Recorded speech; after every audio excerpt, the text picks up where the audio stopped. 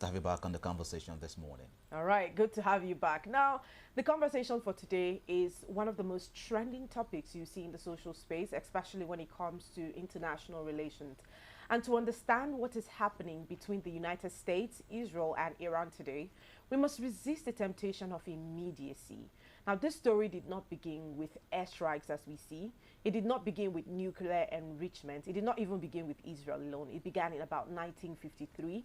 And in 1953, the CIA and the British intelligence orchestrated a coup against Iran's democratically elected Prime Minister, Mohammad Mossadegh, after he nationalized Iran's oil industries. And now for 26 years, Iran was ruled as a pro-Western monarchy, modernizing rapidly, but repressing dissent through a powerful security apparatus. Now, Iran's 1979 constitution placed ultimate authority not in an elected president, but in a supreme leader, the commander-in-chief of armed forces, overseer of the judiciary, media, and military command. If you ask me, that's quite a task, quite a huge responsibility for one person.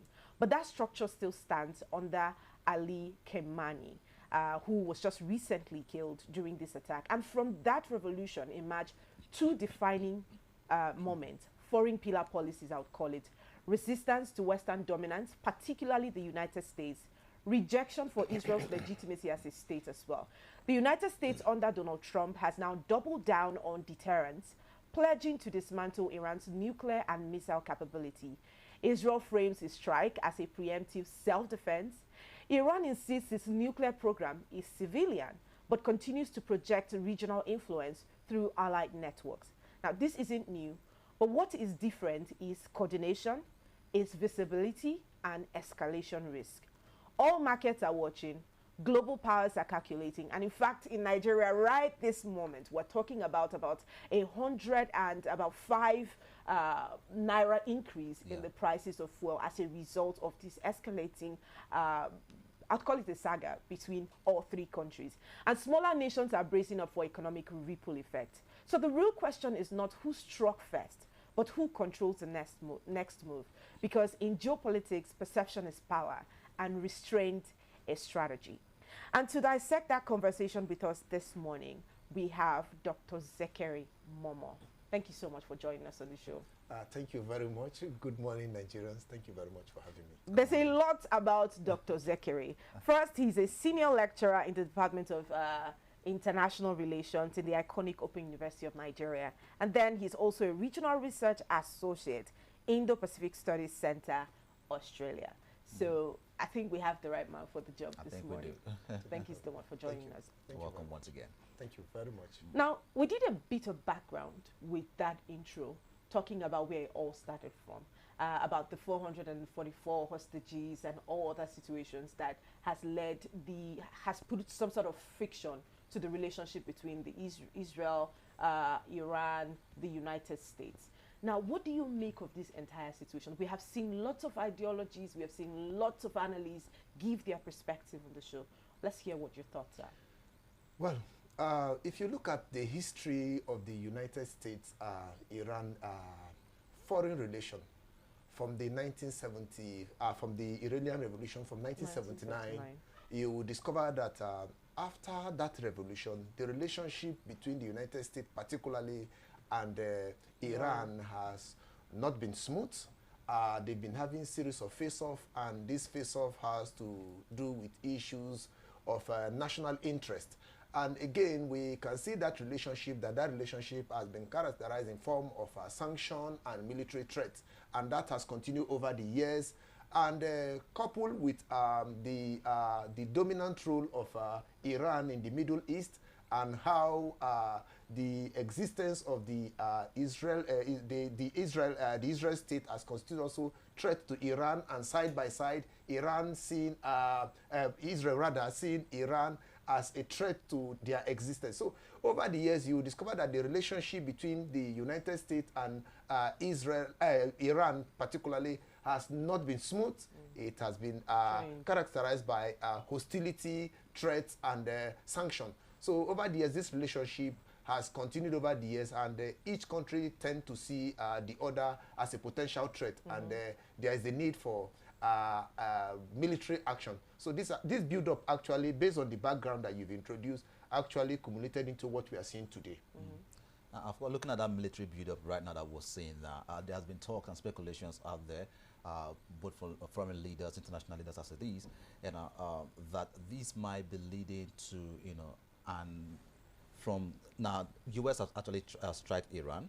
There might be that movement, there might be that infiltration from Iran to other countries as it is, and the fear of the third world war to come between this particular action that was taken by the United States of America. Now, if you do recall, Iran has strong allies, like the Hezbollah.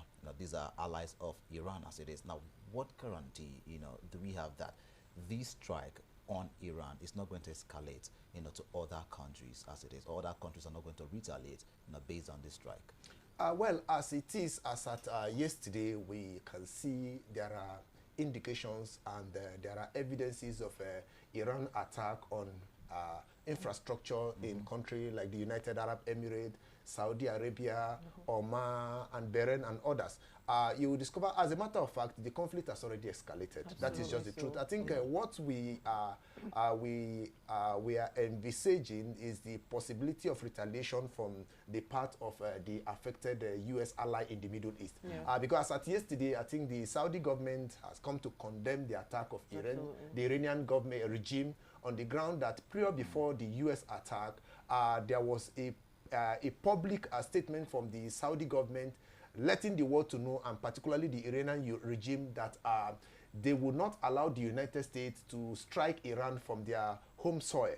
And that the Saudi government has kept to. But despite that, there is an element of mistrust, particularly on the part of the Iranian regime on the Saudi government. So we have been seeing a lot of attack on infrastructure, particularly on civilian population. The airport, the international airport in UAE was attacked. The US military bases have been attacked, particularly in Iraq and other areas. So you see this attack has continued, and Iran sees this as an opportunity that attacking those US military allies within the Middle East will actually force the US to come to reconverge to the negotiating table. But looking at as it is now, how much more of these punches can the U.S. ally receive from Iran? I think these are some of the issues that we are looking at now, because as the attack is ongoing, particularly there is an attack today on the U.S.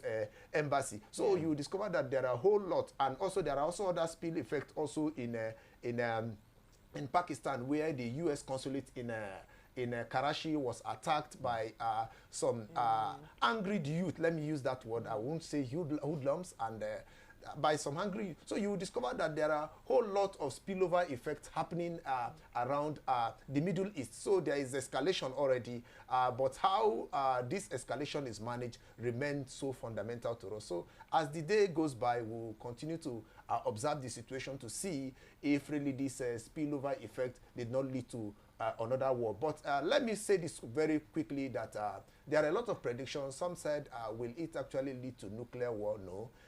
Will country, maybe other ally like China, Russia be involved in the war? The answer is no. Because as it is today, we can see that the Chinese government has been in the forefront to condemn. The Russian government has been in the forefront also to condemn, but their involvement is very, very minimal. So the spillover effect has continued. But how much of the punches that the U.S. ally will take in the next coming days, we don't know. Because but it's escalating pretty fast. Yes. So we don't know how much of the punches they can take. And there is a limit to which they can take some of these punches from the Iranian regime. And if they cannot take, definitely they will take a very strong position against the Iranian government. All right. Now, let's talk about the legality of these operations. From the intro, also, we talked about Israel's response that talked about self-defense. Now, under the international law, particularly the UN Charter's Article 51, it said something like on self-defense. That charter was talking about self-defense. And he said, how does, I can't quote all of that, the article now, yes. But how does Israel justify preemptive strikes on the Iranian soil? Because at what point does preemption becomes aggression? Well, if you take a critical look at that section very carefully and what has been going on, you will discover that some of these attacks that you see, or you call it preemptive strike, they are based on rumor. Yeah. For instance, if you look at over the years, you hear the U.S. have actually come up, even the president has actually come up to actually say that, look, that Iran actually poses significant threat to U.S. interest in the Middle East and also to their national security. And on that ground, on the basis of what we call threat analysis, there are 3 levels of threat analysis. We have the long term, we have the medium term, and the short term threat analysis. And they actually categorize Iran's position, particularly acquiring more nuclear missiles as well as developing their nuclear capacity, to be within the range of what we call the short term threat. So within the short term threat analysis, they've seen Iran as a country posing enormous threat, not only to the mainland United States, also to the U.S. interest in the Middle East. So against this background, you will see that, of course, some of these are based on what? Some positions. The Iranian government, they've argued on their part that no, that their uranium enrichment is for civilian purpose and not for military purpose. But on the part of the United States of America, they see that contrary. But let us also not forget that also other emerging powers within West Asia, particularly Saudi Arabia, Oman, and all whatnot, have seen also Iranian development of their missile and their drones, such as the Sahel 132 kamikaze drone, also as a significant threat to their interest. So at this point, you discover that Iran is seen even by our immediate neighbor as a threat. And of course, they will want to support any effort by the United States or external body to ensure that they keep Iran to check. So if you look at all this, they revolve around issues of speculations, and some are based on fact and reality. So in the next coming days, I think we will continue to see how some of these positions are playing out. And to add, the U.S. military Secretary of State actually came up and said that with the attack that Iran is carrying out on neighboring U.S. ally state like Saudi Arabia, further buttress their position that the Iranian development of missile has significantly posed threat to their neighbor. That this is just an example to actually explain that they are actually posing significant threat to their neighbor. And if allowed, that the Iranian regime will not only pose threat to them, but also threat to other peaceful nations within the international system. Why are the Iranian people now at the forefront? Because if you say, you know, a lot of people, widespread reactions have said Ali Khamenei has been a tyrannical leader. He had pushed the narrative. Look at his alliances. The war in Gaza, you know, look at the stance that he takes on all matters, you know, and because of that, they've said he has supported about the killings of 40,000. It's a certain reporter for CNN talked about it. Her name is Masi Alijena. She talked about the fact that this is an attack that is well supported by the Iranians. They support it because they've been under oppression by their government. But how does, because these attacks, these strikes has also killed civilians, has also killed, a lot of people have been caught up in this crossfire, both in Israel, both in Iran, and all these countries as well. So how do they justify that these attacks is protecting the Iranian people, when in actuality, these people have also been caught up in crossfire? Yes, there is no war without casualty. That is just the truth. But when it can be controlled? Yes, what you see in warfare, what nations do is to reduce the level of collateral damage. Okay. Outrightly saying that there won't be casualty in any warfare will not be correct. So what you see in modern warfare, no matter the dimension of the warfare, what you see is that you see all the nations try to do is to limit the level of collateral damage. If you check the first day of the war, you will discover that there was an attack on a particular primary school where significant numbers of children were killed. And on the part of Israel, there was also an attack on a civilian population where significant numbers of people also were killed. So there is casualty on both ends. The U.S. presently has lost 3 servicemen and also 5 wounded, and there is ongoing. And even the President of the United States have admitted that this collateral damage will not stop, that as this war continues, a lot of American soldiers will pay the supreme price. And this is just an obvious fact. There is going to be a supreme price from both sides of the divide at the end of the day. I think what is important at this point is that both the Iranian government, the Israeli, and also the United States and government should ensure that they stay away from civilian population, because as it is today, the attacks so far that have been carried out, significant numbers of attacks carried out by the Iranian regime on U.S. ally in the Middle East, they are targeted at civilian population. So a lot needs to be done. Caution needs to, the United States in carrying out the attack, Israel and even the Iranian government should ensure that a civilian population is not targeted. I think that is just to minimize the level of casualty at that level. Now, still talking about the legality as it is, see under Article 2, subsection 4 of the United Nations Charter, it says that countries are not allowed to use force against another state except under Article 51, which of course he tried to state, which allows for self-defense, self-defense as it is.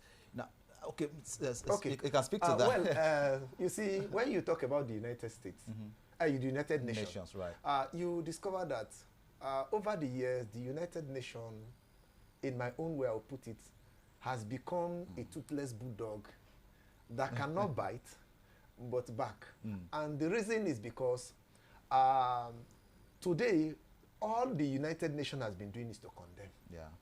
The United Nations has been in the forefront condemning different acts. If you look at when Russia invaded Ukraine, it was condemned by the United Nations.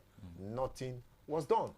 When the America invaded Venezuela, it was condemned. Nothing was done. So today, what you see, the issue of self-defense today, it depends. It is relative.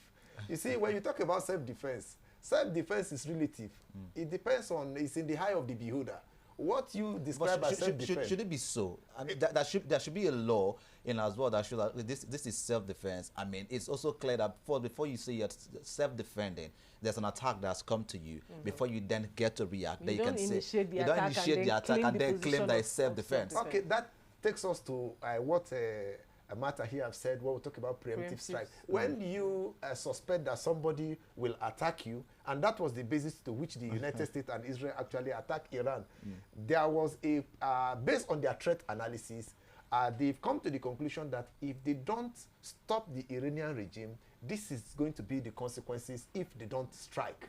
And that it is the right time for them now to strike the Iranian regime in order to stop them, because once diplomacy fails in international relations, the next option, war, becomes inevitable. So the United States believe that every diplomatic effort at ensuring that the Iranian government do not continue their nuclear arrangement actually failed, and on that ground the next option is military action.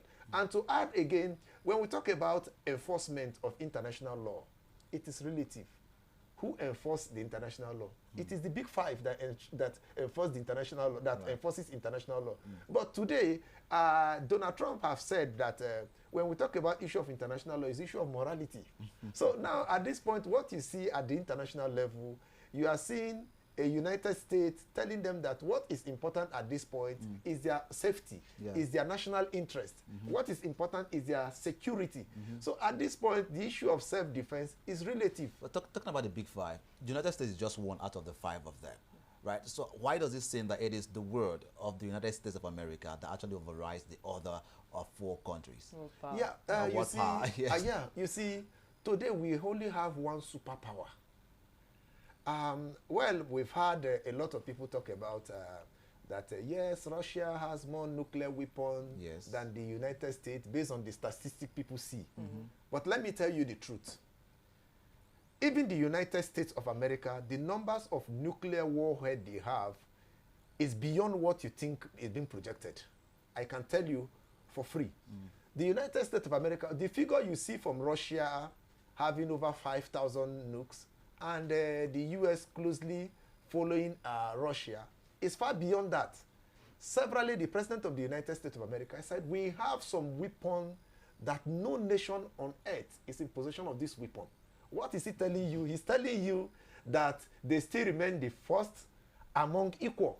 That yes, even when you have other countries that have nuclear capacity or capability, they too have some nuclear weapons that other nations do not have.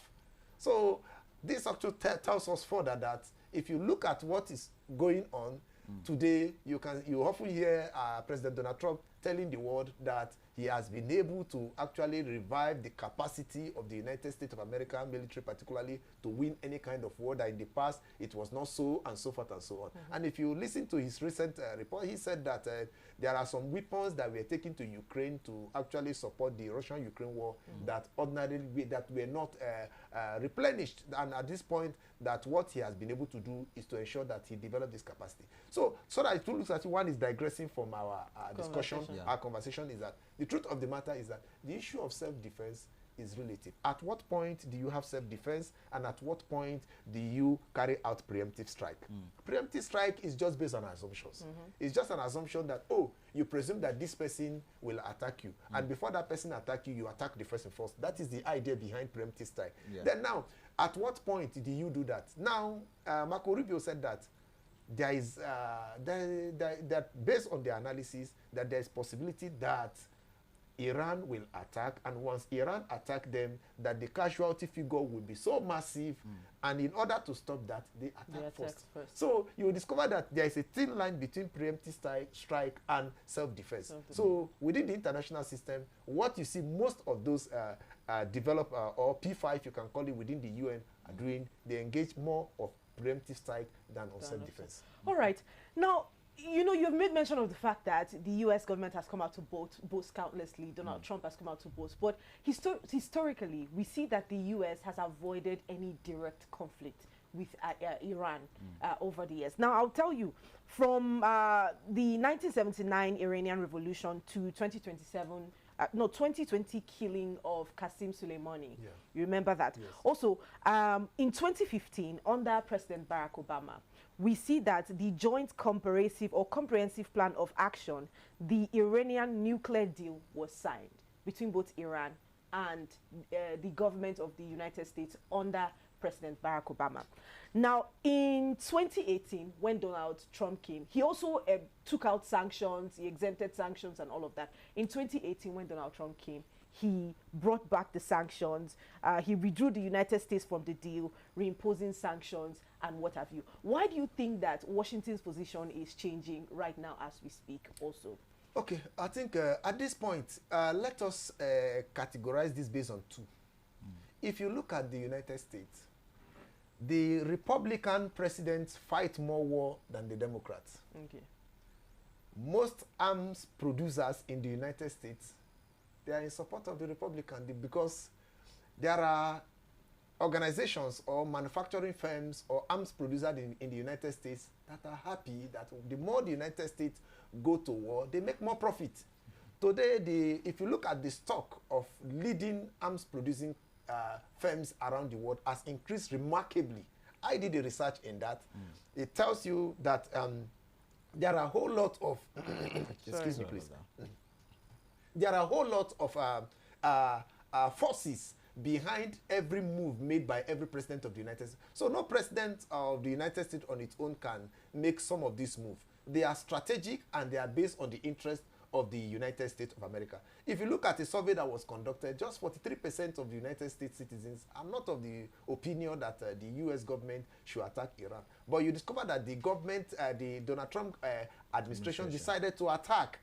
Why? And they justify it based on strategic interest, based on economic interest. But let me also say this very carefully also, that if you look at what is going on beyond the political and strategic aspect of this war, we have the economic aspect of the war. Definitely. You will discover that recently the Iranian government signed oil deal with China. 80% of oil from Iran, or China's 80% of oil from China comes from Iran. Now, 80%, even not only Iran alone, even India, 80% of oil that goes to India comes from Iran. Now, there is this geopolitical rivalry between US and China, particularly when it has to do with their dominance within the Middle East. And the US have seen China as a close rival within the Middle East, and they must do everything to ensure that they stop that rivalry. This is also similar to what happened in Venezuela. The Venezuelan government signed a deal with the Chinese government, and the United States of America see that as a threat to our national interest and also to our economic interest. And against this background, the United States consider it necessary to actually intervene in the Venezuelan issue. So now you can see what is happening within the international system. We can look at it more political and strategic, but there's element of economic interest to that, because the US have significant interest in the Middle East. They have a lot of investment in the Middle East, and they see Iran as a threat to those investment in the Middle East. Okay. So you see, beyond political and strategic, we have economic dimension to the ongoing war. Okay. Now, Iran has also said that its nuclear program is civilian. It has insisted consistently that its nuclear program is civilian, which means that it's for peaceful purposes like energy, for medical research, and what have you.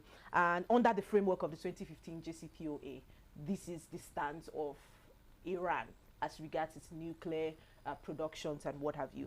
Now, with the US withdrawal from Donald Trump's in 2018, like I reiterated from the last question, did that collapse today's restraint architecture? Do you think that that 2018 relapse of what was signed by President Barack Obama, do you think that it is part of the collapse of today's restraint architecture? Sure, it has a link. If you look at carefully, if you look at Donald Trump's engagement, particularly with the press, most of his discussion, he keep accusing Joe Biden and Barack Obama that they failed to reposition the leadership role of the United States in the international system, that under their administration, that the leadership role of the United States of America actually declined remarkably under them, that the United States of America was no longer feared, and the interest of the United Nations, the United States at the international scene was actually declining, that he came back to restore, and he came with the idea of American first, and we can see more that his foreign policy trust is more transactional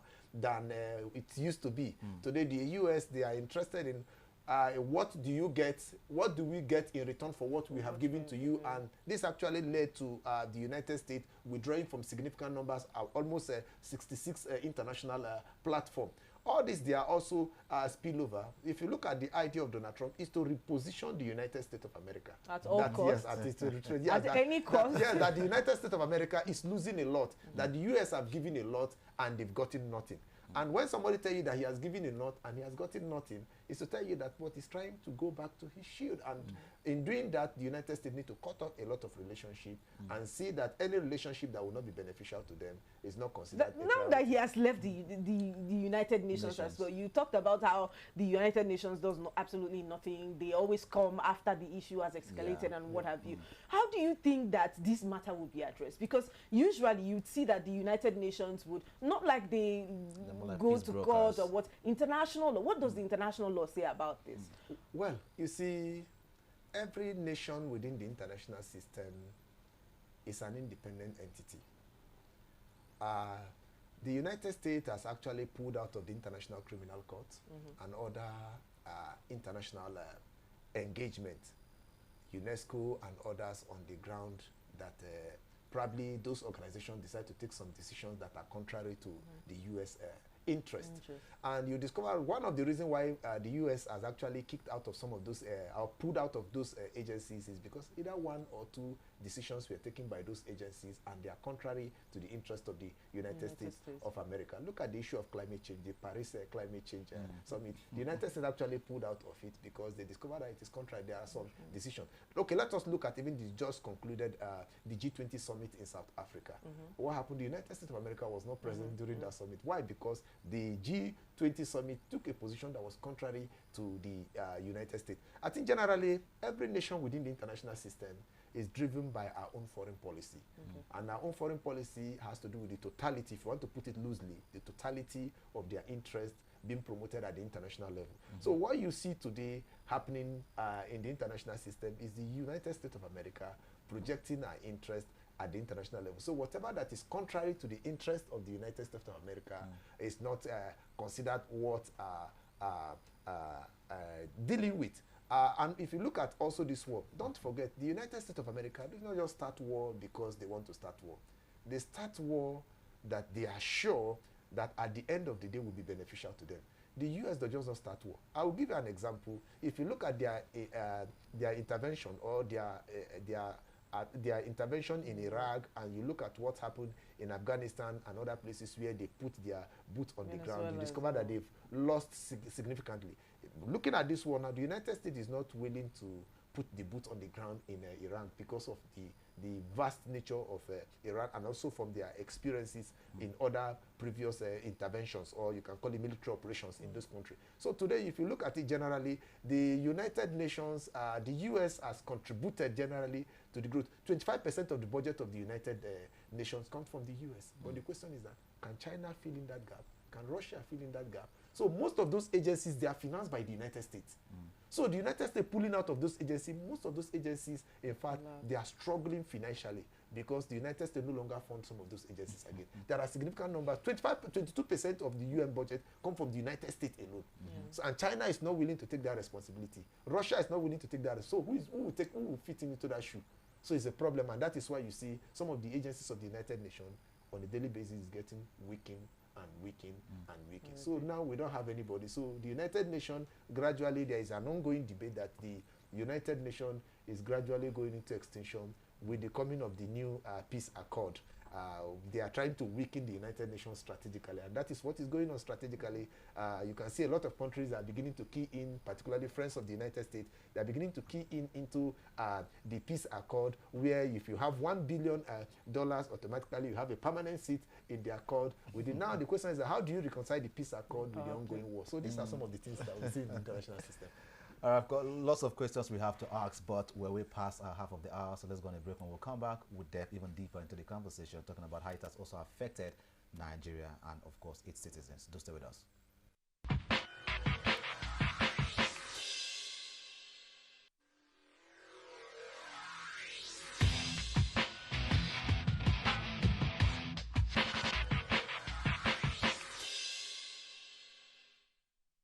This is Rapid Broadcasting Network, RBN. We connect people, power stories, and amplify voices. On Rapid TV, we're rooted in culture and your window to the stories that matter. From news to lifestyle, we inform, entertain, and uplift. Join Rapid TV on StarTimes Channel 176. Nightcom Sat. On Rapid FM, we speak your language, from the soulful airwaves of Umuahia to the vibrant culture of Port Harcourt and beyond. More than broadcasters, we're creators, amplifying that voice within with powerful content across TV, radio, and digital. Join us at rbnradiotv.com and all our social media handles. One network, one voice. Rapid Broadcasting Network, RBN, the sound of your city. Rooted in truth, driven by impact. Nigeria's economy, the global market, what does it all mean for you? From stock market insights to global financial news you need to know. From Wall Street to the main street and, of course, the marketplace. Get the answers you need every week on Business Lens as I bring into focus the stories, strategies, and shifts shaping our economy. No angle is missed as I talk about the business, the people, patterns, and possibilities behind them. Welcome to the Business Lens. Rapid TV.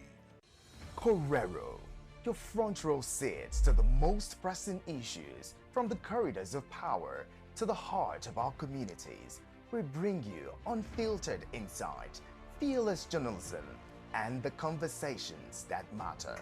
And I invite you to this big conversation table as we analyze the top stories, ask the tough questions, and hold power to account.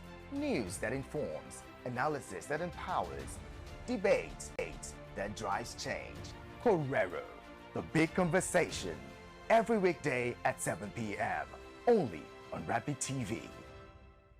This is Rapid Broadcasting Network, RBN. We connect people, power stories, and amplify voices. On Rapid TV, we're rooted in culture and your window to the stories that matter. From news to lifestyle, we inform, entertain, and uplift. Join Rapid TV on StarTimes Channel 176. Nightcom Sat.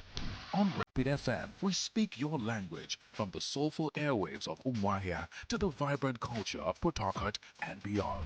More than broadcasters, we're creators, amplifying that voice within with powerful content across TV, radio, and digital. Join us at rbnradiotv.com and all our social media handles. One network, One voice, Rapid Broadcasting Network, RBN, the sound of your city, rooted in truth, driven by impact.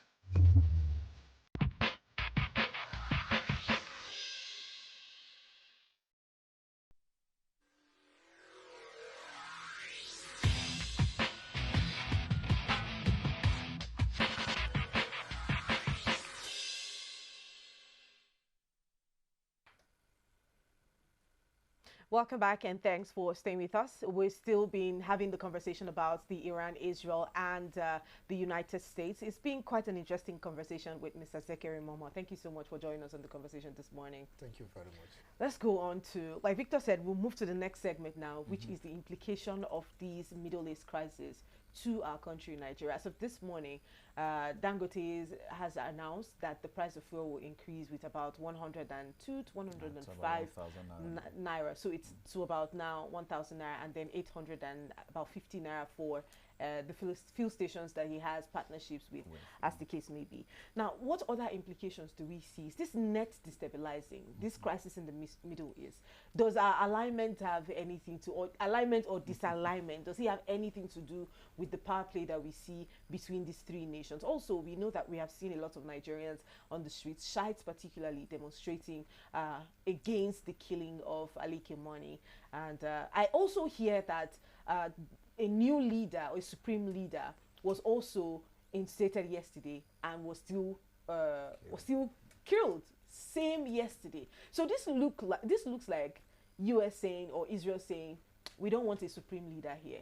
Let's attack these people, of course, which they already have done, destabilize the power structure or leadership structure, because we read out what the supreme leader, the roles that he carries out. Like, it's a lot to dissect, but let's first talk about the implication of that to Nigeria and the patterns we see play out of this attack.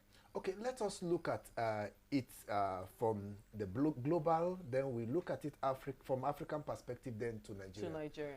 Okay. If you look at the Strip of Hormuz, that region takes at least 12% of global trade. So 12% of global trade passes through that region, through the Red Sea. Then 25% of oil production passes through also that same strait.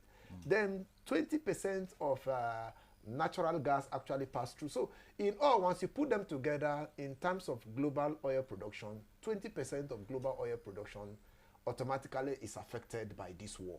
Now, coming to Nigeria, it has both economic and it also has social and also political dimension, implications, if you call it, or impact. Now, at the international scene, the implication is that significant numbers of vessels that pass through the Red Sea automatically will take a longer route through South Africa, going to the United States of America and other parts of the world. That will also increase the cost of transportation, the cost of also goods. It will have a negative effect on also goods. And aside from that also, you also discover that experts also have predicted that from the current over $60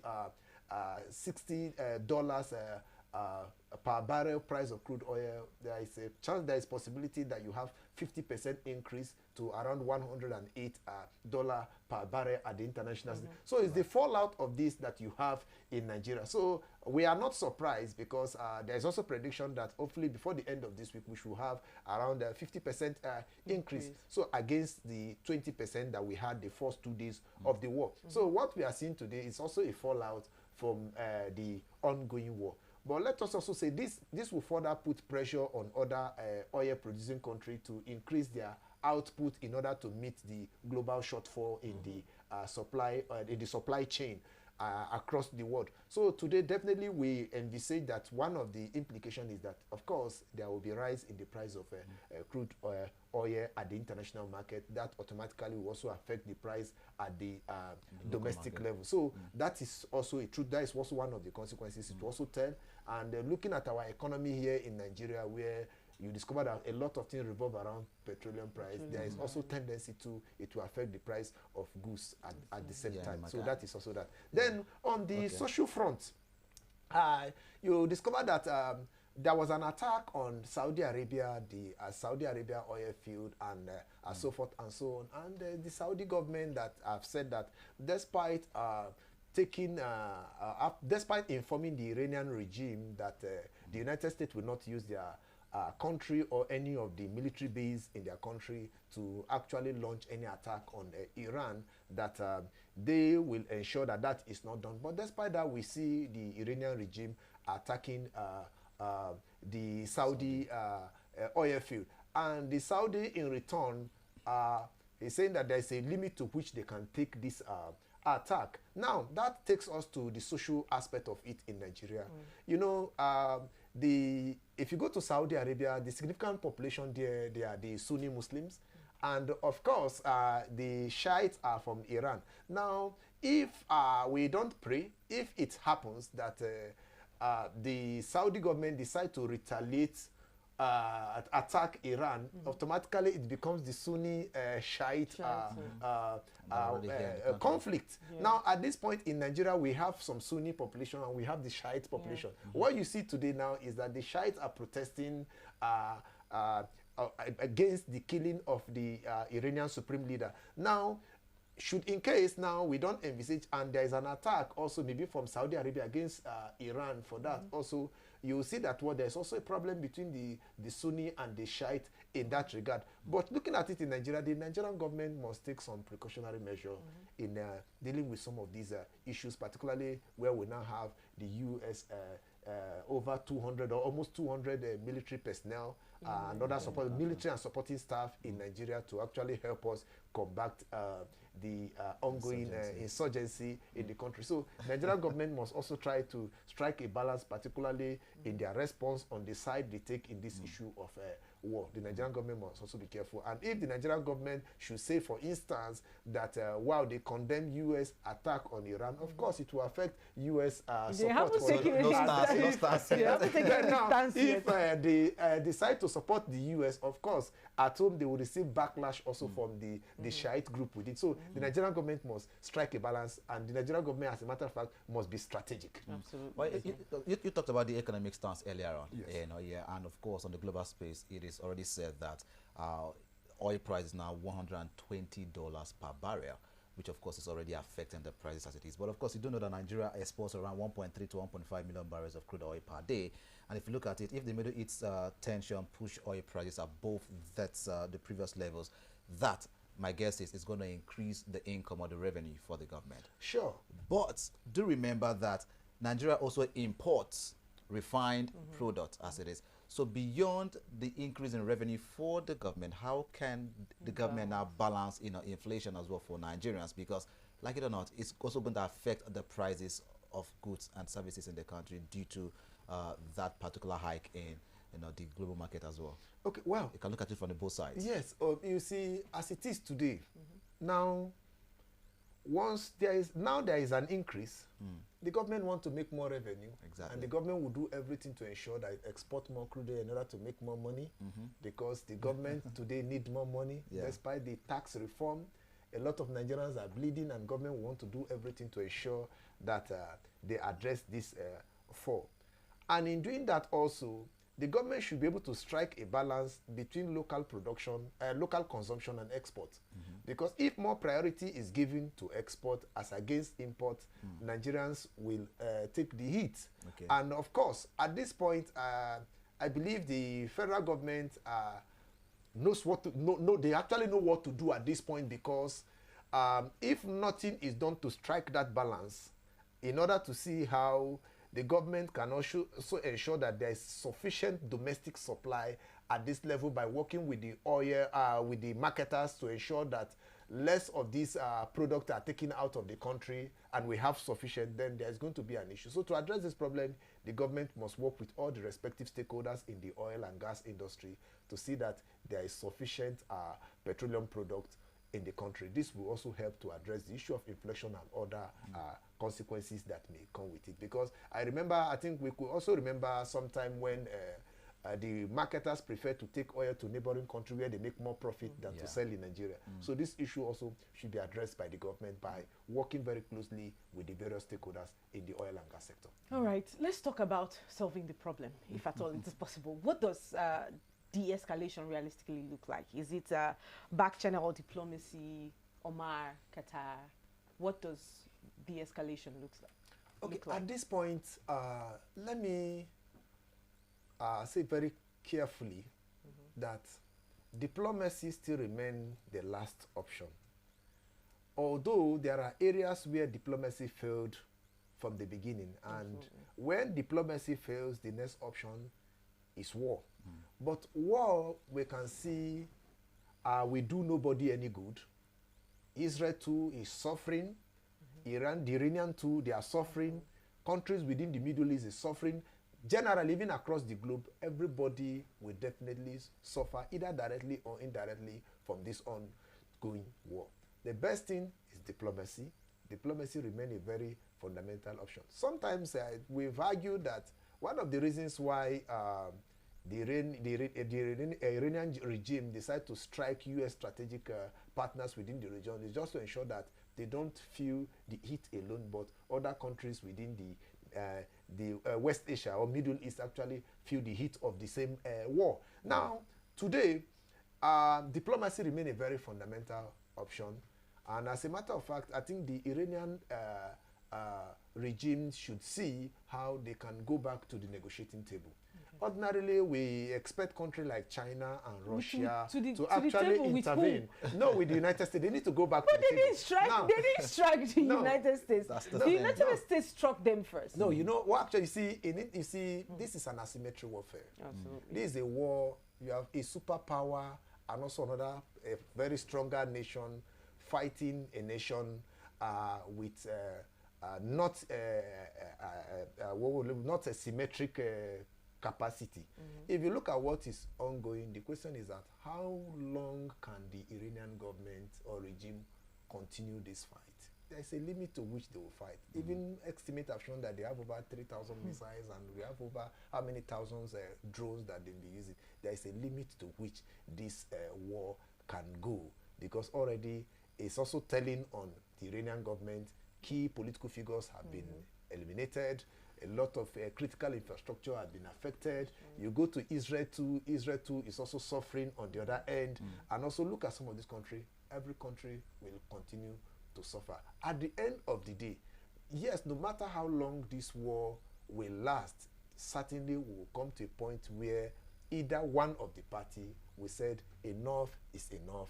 Let us put an end to this. And it will not be right when a nation is pushed to the point where the nation do not have the capacity to negotiate at that point. Because what is going on now is that the way the war is going, Iran will be pushed to a point where they will not speak from the point of strength at the negotiating table. And that is what is going on. Because as it is today, we can see the response of maybe some of the countries within the Middle East. They are more of U.S. ally, and very few of them you say we even talk about issue of condemn. All they've said, don't use my military base.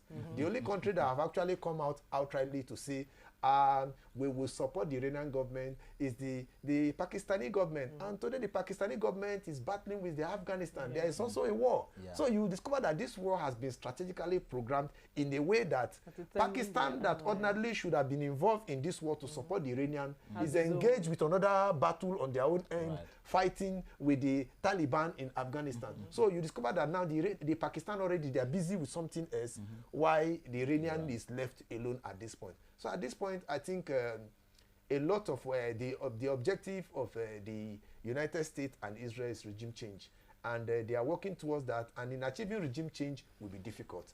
It will be difficult in the sense that there are significant numbers of Iranians who are also in support of the government. Yes, because opinions are divided. We have some who have said that they are fed up with the autocratic regime. We still also have significant numbers of the Iranians who are also comfortable with the regime. So I think at this point, bulk of it lies with the Iranian. The Iranian too should come up, because at this point they should come up and define the future of their country. Because as it is today, a lot of Iranians are going through a lot of difficulties as we speak today as a result of the war, because President Donald Trump actually told them that they should stay indoor because bomb will be flying here and there. And bomb has been flying here and there. And the opportunity for them to protest is not there. But the question is that how long will they stay indoor for All right, the Doctor. war to come to an end? Thank you so much, Dr. Zekeri Momoh. I mean, it was an enlightening conversation, interesting one at that. Thank you so much for joining us on the conversation today. Thank you very much. All right, people. It's been an interesting one, and I must say that this is quite a strategic hit from the US and Israel as well, judging from the explanation about Pakistan now being busy. So both the allies, that the strong allies are now busy fighting their own battles. So who fights with Iran at this point in time? And it's important that they understand that you can come to the negotiating table now with a certain power, but when you expend all your energy, you come from a point of need, and that keeps you at a disadvantage point. So it's a very strategic point. They have to make very strategic decisions and make them early, just so they don't become the underprivileged people in this battle. But that's pretty much it for me. Very true. For me, I'm more concerned about the effect that it has in our country, Nigeria. When there is a threat for war, when there's a risk of war, basically many foreign investors will move their assets, all their monies to a more secure asset. And in this case, the most secured asset is going to be the US bond. And in Nigeria, we depend so much on foreign portfolio inflow to make certain decisions when it comes to the economic flow and all of that. And these are big issues that we're going to be facing as a nation. Now, you've also noticed millions of Nigerians actually work in the Gulf nations. And that also has to touch on the issue of remittances. And what that means is that billions of dollars is being remitted to Nigeria every single year because of the millions of Nigerians that are working in this Gulf nation. If this war continues, there are possibilities that Nigerians scattered all over the place, will now lose their jobs. And once they lose their jobs, those remittances will no longer get them. You see how it affects the economy, really high. And again, you see that Dangote Refinery has already announced the increase in the price of PMS, which is going to affect us on a daily basis. And his is the cheapest in the market. His is the cheapest, currently. So if his is going up, what then happens to the government-owned, refineries as it is? So it means that the price of transportation might just go up again. The price of foodstuff might just go up again because of the war going on in Iran. Circling back to the double-digit inflation that we are trying so hard to work on. Against. But yeah, this is where we wrap it up this morning. It's been an interesting morning having this conversation. Just to remind you, we are active across social media platforms on Facebook, on Instagram, on TikTok, and on X. It is at Rapid TV. On YouTube, it is at Official Rapid TV. You can share the links with friends and family just so they can catch up on the programs we have lined up here. www.rbnradiotv.com is our website, and it allows you to connect with us from anywhere in the world. Once again, my name is Martha Alu. And my name is Victor. Okay, we will see you tomorrow. See you tomorrow.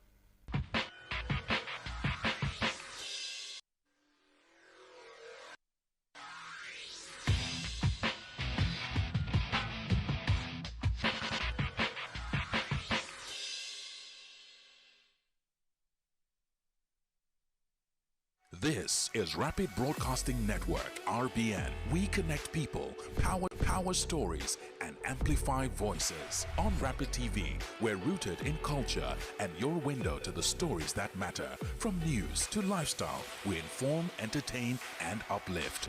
Join Rapid TV